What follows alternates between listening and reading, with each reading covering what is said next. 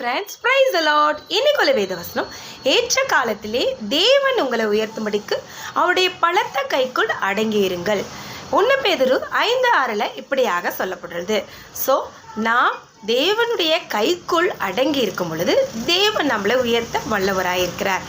அதனால தேவனுடைய கரங்களுக்குள் எப்படி அடங்கி இருப்பது அப்படின்னு பார்த்தீங்கன்னா, தேவன் சொன்ன ஒவ்வொரு வார்த்தைக்கும் நம்ம கீழ்ப்படிய வேண்டும். தேவனுடைய கட்டளைகளின்படி நாம் வாழ வேண்டும். வேத வசனங்களுக்கு நம்ம மதிப்பு கொடுத்து வேத வசனங்களுக்கு நம்ம கீழ்ப்படிந்து அதன்படி நம்ம நடக்க வேண்டும். இப்படியெல்லாம் செய்யும்போது தேவன் அவருக்குள் நாம் இருக்கும் பொழுது தேவனுடைய கரங்களுக்குள் அடங்கியிருப்போம் என்று அர்த்தம்.